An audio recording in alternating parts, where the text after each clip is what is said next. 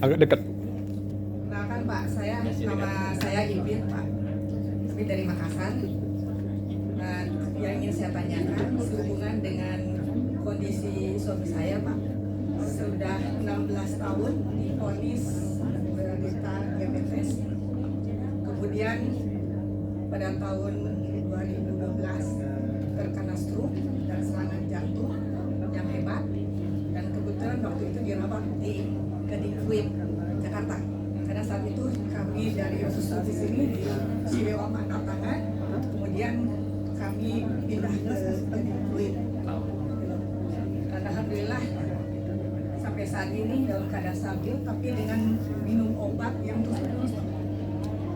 Nah, obatnya itu jumlahnya bisa sampai 13 sampai 16 macam per hari.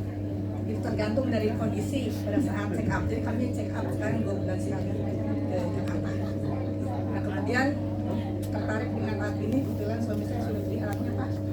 Baru kemarin itu Pak, tapi belum berani untuk memakainya. Dan kebetulan mohon maaf suami saya tidak bisa hadir karena belum pulang dari kantor. Jadi saya yang ikut. Nah, ini saya tanyakan begini Pak. Kan suami saya sekarang minum obat terus Pak. Apakah selama terapi ini tetap minum obat seperti dosis yang dianjurkan dokter atau bagaimana Pak? Itu satu. Kemudian frekuensi untuk terapinya, apakah cukup 1 hari 1 kali atau bisa 2 atau 3 kali? Kemudian yang terakhir, untuk indikator ada kemajuannya Pak. Nanti kalau cek gula darah memang tiap hari dicek gitu. Tapi untuk kondisi jantung, karena suami saya itu sebetulnya divonis harus di bypass Pak. Dengan sumbatan ada 4, 2 itu 100%, 1 itu 80%, 1 lagi 90%. Tapi suami saya tidak mau di bypass sampai saat ini, dengan meminum beberapa obat dan beberapa terapi yang dilaksanakan di Jakarta. Alhamdulillah kondisinya stabil Pak, tapi ingin sekali terbebas dari obat-obatan. Jadi mohon petunjuknya bagaimana Pak untuk terapinya dan cara mengevaluasinya gitu Pak, biar bisa kami lakukan sendiri. Terima kasih Pak. Saya jawab satu persatu ya pertanyaan itu ya. Pertama, apakah obatnya langsung diberhentikan atau bagaimana caranya ya? Itu di pertanyaannya. Saya tidak pernah mengambilkan obat langsung diberhentikan langsung. Itu konyol ya. Kenapa? Kondisi lagi stabil begini dan kondisinya juga baru mulai terapi, tidak boleh sama sekali untuk langsung stop obat. Saya juga yakin di sini dokter-dokter yang ada di sini juga tidak boleh ya. Saya pun sendiri melakukan pengurangan dosis itu dengan melihat kemajuannya pasien. Jadi tetap saya lakukan terapi dengan dosis yang sama yang diberikan. Nah, mulai ada pengurangan dosis setelah bulan keempat.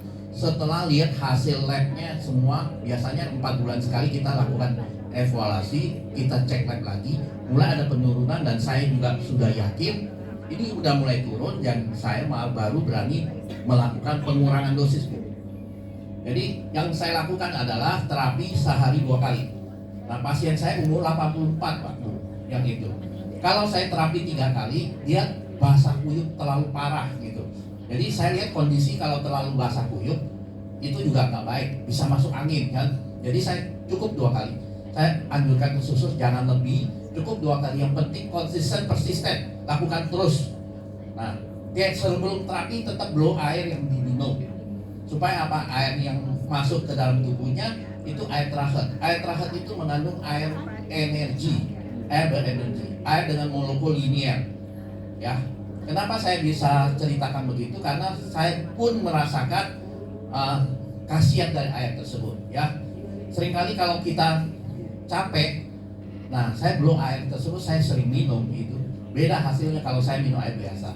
Dia lebih ngecas, ada energinya. Ya, itu pengalaman juga dari dosen elektro. Dia tiap hari blow air, hanya khusus beli 1 alat untuk terapi air doang. Dia beli alat lain yang lagi khusus untuk memblow badan. Nah, dia juga cerita sama saya, kita tukar pengalaman. Memang air trahet ini air yang dengan molekul yang sangat halus, ibaratnya Linier itu ibaratnya tentara berbaris lurus masuk ke satu pintu yang kecil. Satu pintu yang kecil itu bisa masuk. Kalau molekul air biasa itu molekulnya poligonal atau polimorfik, artinya molekulnya besar. Jadi kalau kita minum itu seringkali kembung, ya. Nah, pasien-pasien yang diabetes, pasien-pasien yang ada gagal ginjal, saya berikan itu dengan jumlah takar yang sama, mereka tidak kembung. Nah, hasilnya mereka rasakan lebih nyaman. Jadi ada kualitas, peningkatan kualitas dari fungsi ginjalnya, ya.